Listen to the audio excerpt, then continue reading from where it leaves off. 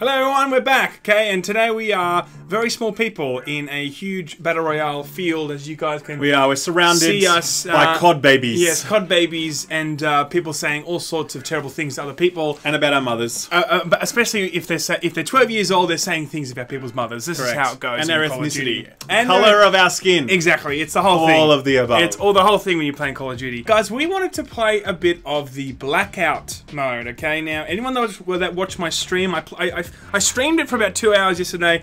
I got literally a kill per hour. 2 kills. 2 kills. I was fucking terrible at it. I had Embarrassing. to sit there on this goddamn controller that I never use. I went home and played a bit more. It was pretty similar. It was like a kill per hour. It was terrible. But anyway, we wanted to sit here and talk about Blackout and what we thought of it right now. That's what we're going to do. That's what we're going to do.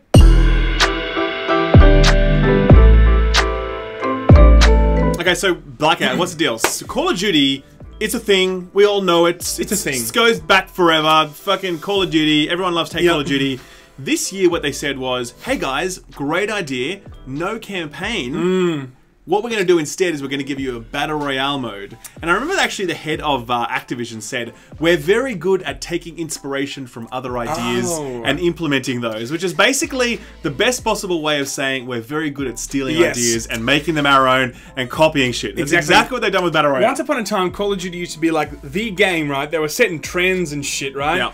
Now they're like, how do we stay relevant? Like, literally, how the fuck do we stay relevant? But that's okay though. Like, that's okay. I'm just saying. Totally. I'm just saying. That's what's going on here, people. And I think that, you know, the idea that they can't put a campaign in, because what they've pretty much said is there's no campaign because they're putting this in there. And the story actually is that they canned the campaign during development. So they had planned to have a campaign for Black Ops 4, but apparently it sucked. So they're like, fuck it, let's just drop it, and we're going to do the Battle Royale mode, and that's what we're going to ship. We're going to ship Battle Royale, normal multiplayer, which is basically like Overwatch with COD. Okay, there's like combine the two of them. And we're going to have zombies, and that's the offering. So it's like exclusively multiplayer now, no single player whatsoever. I mean, you can play zombie single player, but no one does that. No one does that. So but, I mean, that's it. Now that's the background to all of this. That's right. And one quick thing is we did make a video ages ago, but like 34% of their player base were pretty much just playing the campaign because a lot of the stats would show that most people wouldn't even log on and get more than 10 kills on that particular account on multiplayer. So it's very big. It's a very big change. It's a big gamble. Is this gamble paying off? That's the real question.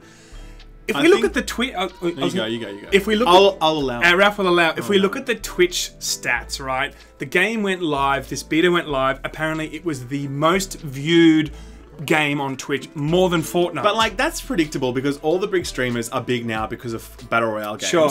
And they all decide they have to give it a go. So you had literally every streamer in the directory had an audience giving it a go. So I'm not surprised that that happened. But what I was more interested in was the feedback. And the feedback from everyone was very, very positive. And like, even there's this clip with Dr. Disrespect, which we'll actually show you now. Oh man, I gotta hold on before I jump in this next game, because I love this game. I love it, man. I love it. I love it. Treyarch, I love it. But the feedback from people is rock solid. Like, every streamer that I've heard of basically saying this is a great Battle Royale game. I have played myself for about 4 or 5 hours, and I can say, absolutely, this is a very rock-solid Battle Royale game. It really is just a good, non-shit version of PUBG, okay?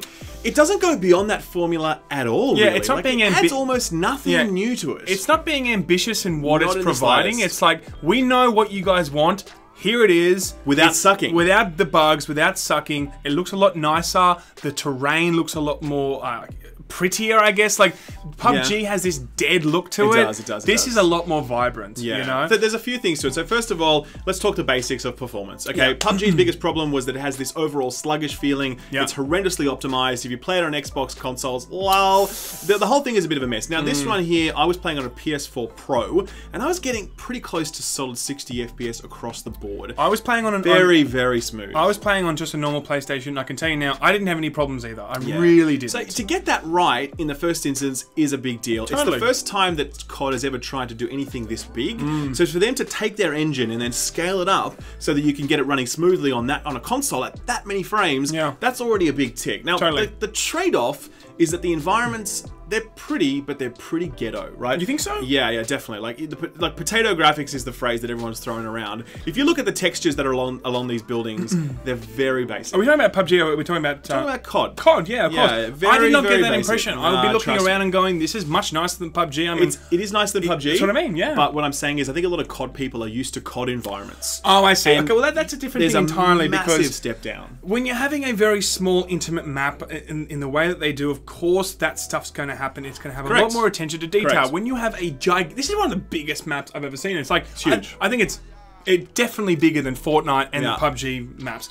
When they have such a big thing on their hands, they need to make sure that it's not just massively detailed when people aren't going to really pay that much attention to it. Yeah, but it's less about the people paying attention. It's more about like what can they get running. And the fact is they drop texture quality a lot. The character models, funnily enough, are beautiful. Very nice. Because they're just lifted straight out of the main game. Yeah. But the environments of that map are very basic. And if you really want cutting edge graphics, you're not going to get that here. You're just going to get a functional battle royale game. That was the cost of getting this thing running smoothly on a console. It's going to be interesting to see how it runs on a PC because that beta goes live over the weekend. It does too. So I think you're right there. But again, just to quickly finish that, if you're going to have a gigantic map, that is what is expected in my opinion. Totally. Secondly, gunplay, okay? And movement. Because I think they're hand in hand, right? Let's talk movement first. This thing, it handles beautifully. It does. When you press run, you start running straight away. It's and like you can jump over things, and there's actually animations to do that. It's not like you just get stuck in PUBG and shit. PUBG had no ability to mantle over objects for the first however long, and just being able to jump up on top of a car at any point in this game, any ledge you see, you can probably jump on top of it,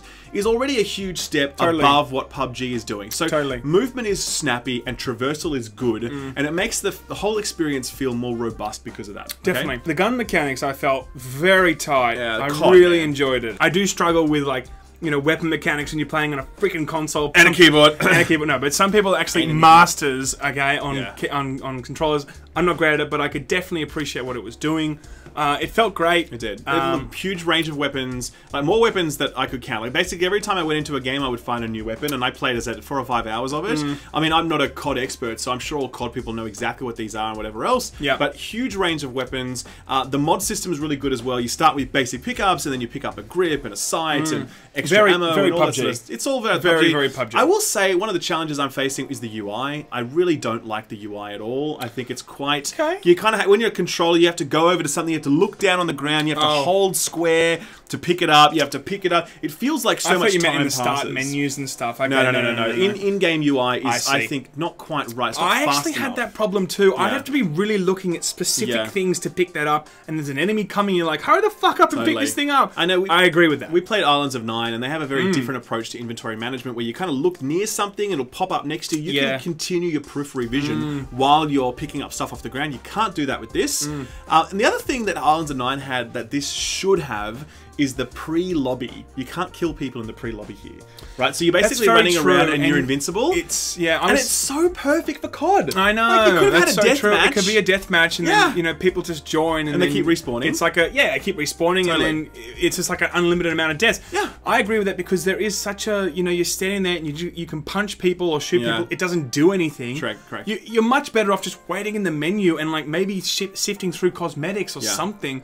That I agree with that. That is an old style now. Like, get rid of that shit because it's boring. You know. I think the next thing is just the overall structure of the game. Like, it's a big map, and there is a bit of a mid-game. I don't say problem, but there's definitely. We played as Islands of Nine. It's a smaller map, and the circle moves really fast. Games happen very quick. COD, it takes a bit longer. It feels closer to PUBG. So there is a bit of camping in the mid-game while you're waiting for that circle to close. I mean, you could go out and run and gun if you like, but the game really is about like kind of waiting for that. You know, everyone to gear up in that middle game for that circle to close. I think that if you're flexing a big map, there is consequences, and the big consequence there is the actual game itself slows sometimes to a grinding halt because you're like running around in a huge area just fucking looking for someone to kill or for them to kill you, whatever. Just give me something happening, you know? And that's the big problem. I mean, I feel like, yeah, I think that maybe that's something that they will look at in the future because it is a gigantic map and it needs to be fixed in some way, shape or form, I think. I think as well, one of the biggest problems that I've noticed is that you can carry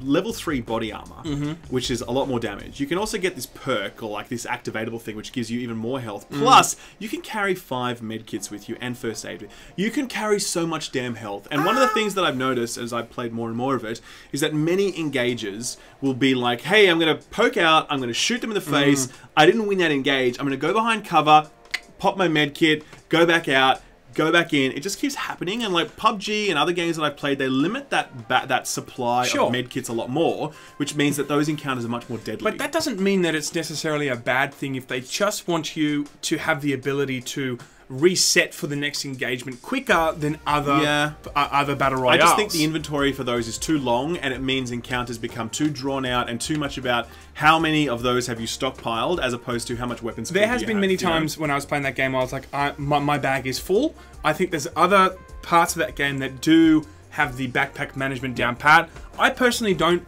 find that to be a big problem. You know, you want to know that you can kind of reset and re-engage quite quickly. I like that idea because you're right. Like in PUBG or Fortnite, if you to bandage and shit takes fucking forever. It does. And I don't know. This one is literally just like it's like a freaking Ana, like it's an Ana ult. It's like boom, in you go. I feel that this is overall a great version of PUBG. Sure. And that's the biggest challenge for PUBG right now. It will absolutely destroy PUBG when this comes out, especially when if it starts getting discounted. Call of Duty games have a rich history of never being discounted. If they start driving a more competitive price point, or they release this as a standalone game for $30 and then try and monetize more of cosmetics, this will destroy PUBG. Can you imagine overnight. if like they did overnight? What if they actually went a step further and they just made this a free to play with cosmetics? There would be no such thing as PUBG anymore, I can tell you now. PUBG has had a few near escapes, I think, with other games that have come along and tried to kind of take that market. This is the moment, I think, where the PUBG, the nostalgia is there. People already know the brand. It's tried and tested. People love Call of Duty. They've just kind of gone away for X, Y, and Z reasons. This is the moment, I think, where a lot of people will come back and play this game. And PUBG's out, I think, in my opinion. Fortnite will always have that kind of, you know, I think there's certain people that love Fortnite for its own reasons, of course, but there's people that want a hardcore experience, and that's what Call of Duty is going to give them. Anyway, that's the hot take on Call of Duty, guys. Black Ops 4 Blackout. It doesn't suck. In fact, it's pretty damn good. Well done, Treyarch. All of the Twitch people seem to agree with the Laymen. I mean, really, they were waiting for what we had to say first. It's all about that, people. Okay, it's all about the kill per hour. Okay, it's all about the kill per hour.